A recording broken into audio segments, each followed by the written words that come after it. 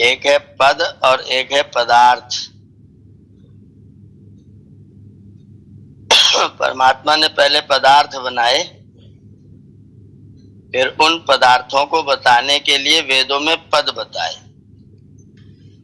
पहले पदार्थ बनाया और उन पदार्थों को बताने के लिए वेदों में पद बनाया। तो एक तो पद है और एक पद का अर्थ है। पद के अर्थ को ही हम लोग पदार्थ कहते हैं, जिसका हम 3 फॉर्म मानते हैं, ठोस, द्रव और गैस। तो 3 फॉर्म में जितना भी पदार्थ आपको प्राप्त है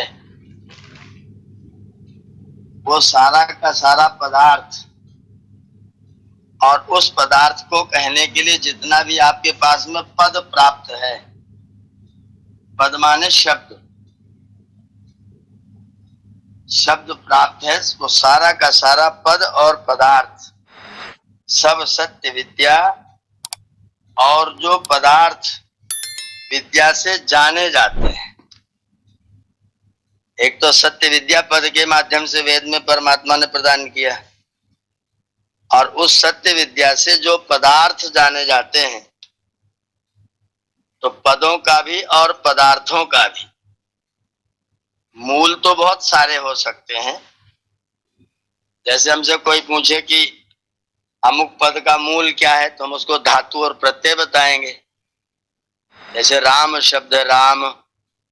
अब हमसे कोई कहे राम का मूल क्या है, तो मैं कहा रमु क्रीडायाम धातु है और घय प्रत्यय है। तो धातु और प्रत्यय दोनों को मिला देने से राम शब्द बना है।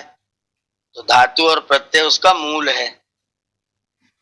वर्तमान में ये उत्तर हम देंगे। लेकिन ये धातु बनाने वाला और ये शब्द प्रत्यय बनाने वाला, ये अक्षर मात्र वर्ण मात्र देने वाला कौन है? तो क्योंकि हमने अक्षरों को कहीं से बना करके नहीं लिया है।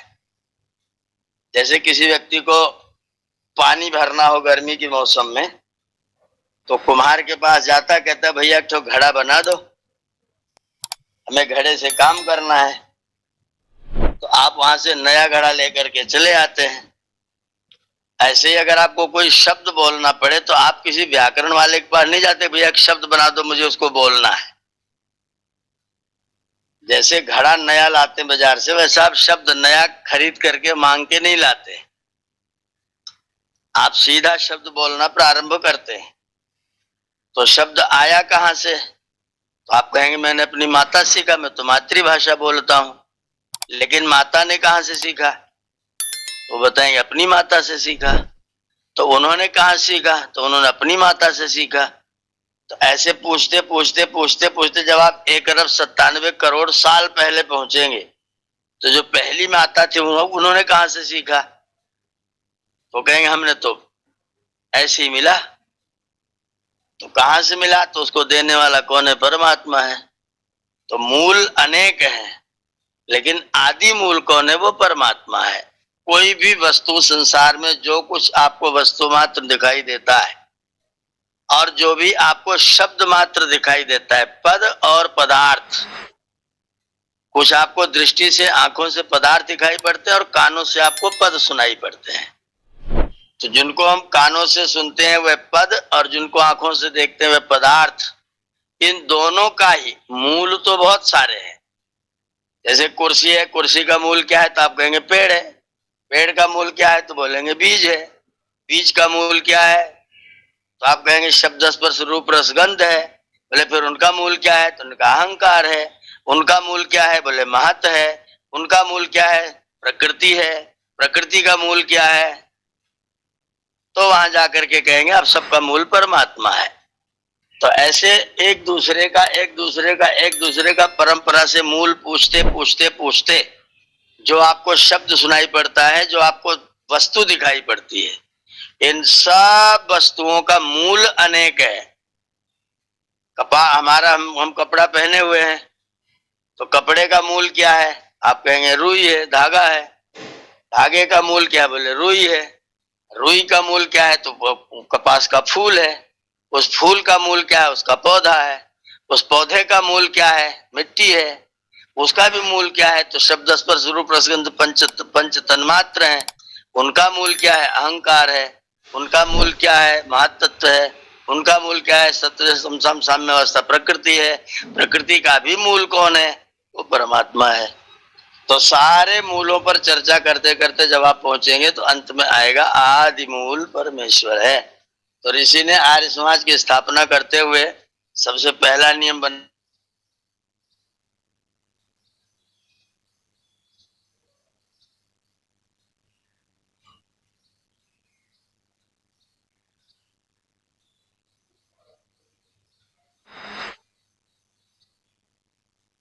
चारों शब्द लीजिए, वो होगा, लेकिन मनुष्य नहीं होगा।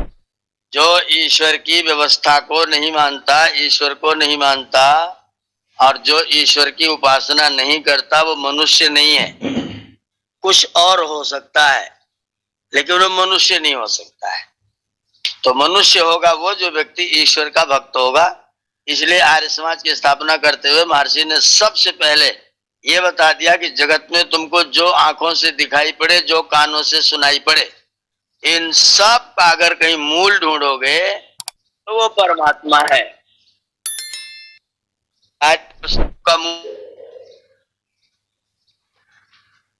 सब वस्तुओं का, सब पदों का आदि मूल परमात्मा है। और यदि तुम अपने मूल से जुड़े रहोगे तो तुम बिल्कुल ठीक रहोगे। अगर तुमने अपने मूल को छोड़ दिया तो फिर तुम, जैसे शब्द बनता है मूलम यस्यास्ति समूली, जिसका मूल है, जिसकी जड़ है, जो अपनी जड़ से जुड़ा है, वह है मूली। और जो मूली नहीं है, माँ माने नहीं, जो मूली नहीं है वो हो जाएगा मामूली। जो मामूली हो जाएगा तो मामूली व्यक्ति को फिर कोई कुछ समझता नहीं है। तो जो अपने मूल से कट जाता है व्यक्ति मामूली हो जाता है और मामूली को कोई पूछता नहीं है। तो अगर आपको अपनी पूछ करवानी हो, अगर अपना अस्तित्व बचाना हो, आपको सुरक्षित रहना हो, तो आप अपने मूल से जुड़ जाइए। और वो मूल, हमारे मूल शंकर ने बताया कि उसका आदि मूल परमात्मा है। तो आपको जगत में दो ही तत्व हैं प्राप्त करने का। तो कान से प्राप्त करें तो आंख से प्राप्त करें। तो आंख से जो दिखाई देता है वो पदार्थ है, जो कान से सुनाई देता है वो पद है। तो जितने कान से सुनाई देना और आंख से दिखाई देने वाला जो कुछ भी है पद और पदार्थ, उन सब पद और पदार्थों का आदि मूल, उनका मूल आपको और कुछ दिखाई देगा, लेकिन आदि मूल उनका परमात्मा ही है। ऋषि ने बहुत गहराई के साथ, बहुत ही दर्शन का सूत्र अपनों को प्रदान किया है कि जो व्यक्ति इस संसार में अपने अस्तित्व को सुरक्षित रखना चाहता है, उसको अपने मूल को जरूर ढूंढना चाहिए। जिसके मूल में भूल हो जाती है उसका चूल हिल जाता है, फिर वो शूल बहुत अनुभव करता है, फिर उसे कष्ट बहुत होता है। अपने मूल को भूल करके हम शूल ना प्राप्त करें, अपने मूल से हम जुड़े रहें तो मूली रहेंगे। मूल भूल जाएगा तो मामूली होंगे। वो चाहे जन्म स्थान हो, चाहे वो अपनी जन्म भूमि हो, चाहे अपने माता पिता हो। माता पिता भी हमारे मूल हैं। तो जो अपने मूल को भूल जाएंगे, अपने धर्म, अपनी संस्कृति, अपना देश, अपनी भाषा, अपनी भूषा, ये सब हमारे मूल है। इन मूलों को जो व्यक्ति भूल जाएगा, व्यक्ति मामूली हो जाएगा। और इन सारे मूलों का भी जो मूल है, आदि मूल है, वो परमात्मा है। तो हम अपने परमात्मा के साथ जुड़ करके अपने इस मूल को अनुभव कर सकेंगे। मूल परमात्मा को जान करके उसके द्वारा निर्मित समस्त जगत के प्राणियों को, समस्त जगत के पदार्थों को ईश्वर से व्याप्त मान करके, ईशावास्यम इदम सर्वम, ईश्वर से व्याप्त मान करके यदि हम अपने जीवन का व्यवहार करेंगे तो हम आर्य होंगे। अगर आपको आर्य समाज में आना है, आर्य होना है, तो एक ही रास्ता है, अपने उस जीवन के मूल परमात्मा के साथ अपने आप को जोड़ा जाए। उस परमात्मा से जुड़ करके ही व्यक्ति मूली होगा। मूली होगा तो फिर आर्यत्व इत्यादि जितने गुण है वो सब उसके अंदर आएंगे। इसीलिए ऋषि ने आर्य समाज का पहला नियम बनाते हुए ये बहुत बहुत बहुत महत्वपूर्ण बात अपने सामने रख दी है कि हम लोगों को मूली होना चाहिए, मामूली नहीं होना चाहिए। और उसके लिए पहले तो जो साधारण मूल है उन मूलों को समझना चाहिए और ये गरिमा अनुभव करें, गौरव अनुभव करें, गर्व अनुभव करें कि इन सारे जो हमें मूलवत प्रतीत हो रहे, मूल दिखाई दे रहे हैं, इन सारे मूलों का भी आदि मूल परमात्मा है। तो हम लोग आदि मूल परमात्मा को जान करके उससे जुड़ें। यह संदेश आर्य समाज का पहला नियम दे रहा है जी।